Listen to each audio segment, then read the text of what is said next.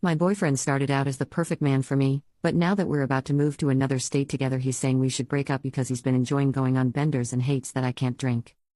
We started out living in the same place, but then I had to move for work, so we've, 26F and 25M, been long distance for some time. Finally, I got the opportunity for an internal transfer so we could be in the same place. We picked Dallas, Texas to move to together for various reasons: cost of living, the chance at good in-state tuition for grad school, job opportunities, amount of transplants, weather. Plus, he had some friends already living there. He got a job, got a place, and moved down a few weeks ago. My transfer was just accepted, so I was preparing to move down in another few weeks. He was so happy and excited when at the news, or made a good show of it, if not, and said he couldn't wait to have me there. I was counting down the days. Cut to today. He says he's been having a blast reconnecting with his old friends. They've been going on benders over the weekends and he's been living it up at bars and clubs with them, their friends, and their girlfriends. Thing is, I can't drink. Like, physiologically. I have a genetic mutation that makes my liver unable to metabolize the alcohol, so I only feel sick when I drink it instead of good. Alcohol intolerance, aka Asian glow. I am Asian and he's not.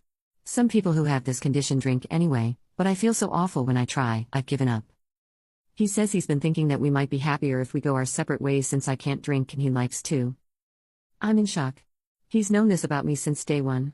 I don't feel like I act weird about it.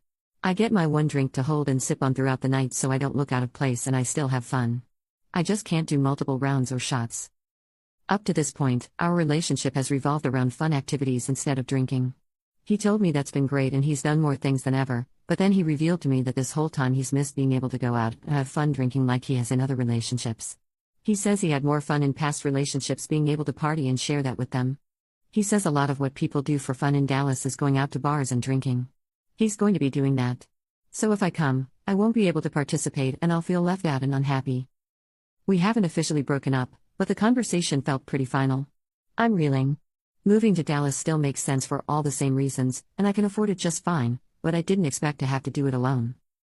I'm also feeling discouraged over the idea that I won't be able to make friends in Dallas if I can't drink. It's tapped into a major insecurity of mine.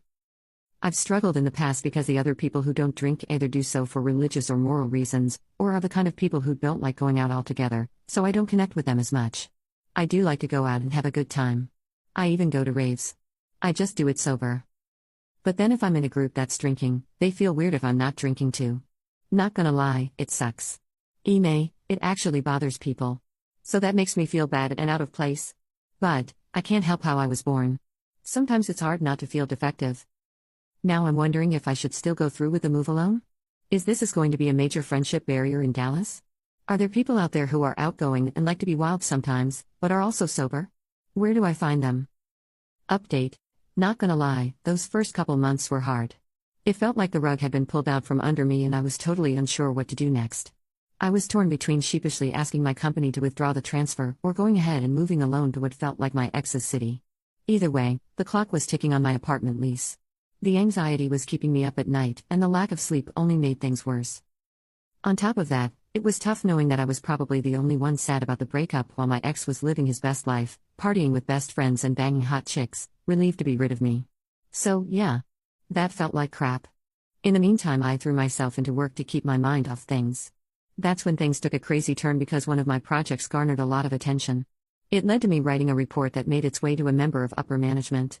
Lo and behold, a few weeks later a management position opened up that I was uniquely qualified for, and the interviewer was that same person who liked my report. So I got the job. And when they told me that I would need to relocate to our home office in the Bay Area, I work in biotech, I was able to tell them that all my stuff was already packed and ready to go. Thanks, X. So now, instead of Dallas, I'll be moving to the Bay Area in a few weeks. One of my best friends is coming along for the ride. We're going to make an epic road trip out of it and hit a few national parks along the way. Since we had fully expected to move in together, my so had taken some of my belongings down with him. I've paid about $500 so far to get my stuff shipped back. My kitchen stuff and some pieces of furniture are forfeit. He has yet to return my gaming consoles. We really should have split it, but I knew he'd turn that into a back and forth that I didn't want to deal with. TBH, there's also enough of a difference in our budgets that $500 to me is not as big a deal as $250 would be to him. It's yet another blessing that we never merged our finances. I've reminded him a few times about the rest of my stuff, and he keeps telling me he'll get it to me. I really don't want to have to come down there with a police escort to take back my property, but it's looking like I might have to. I don't know why he has to make this so difficult, but I'm getting pissed. So if anyone has any advice to share on that. I know I'll never know his true thinking, but honestly, who cares at this point? I've also decided I'm not going to try to date for another year at least. I've been told that my management role is likely to be upgraded to a director role, depending on my performance review. So work will probably take up a lot of my time. Any remaining time I have, I want to fully devote to forming friendships. But most importantly, if you couldn't already tell, it's clear that I have some serious work to do on self-worth and boundaries. FTR, I think it's important to note that it's not like this guy was a deadbeat loser. I know it's easy to think, why is this woman dating a jerk? When you read these posts, but it's rarely that simple. Everyone who met him loved him. We shared a lot of common interests.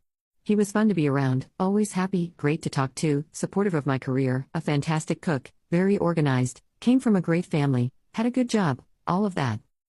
However, there's no denying that I was in a long-term relationship with someone who consistently took way more than they gave. Like, on every level. And he himself would admit that. I want to take this time to work on myself so that I never accept that kind of situation again. Buiuit, when I do decide to put myself out there again, it's the Bay Area. God knows there will be plenty of guys around who also get Asian glow and will understand why I'm not drinking lol. Cheers, everyone.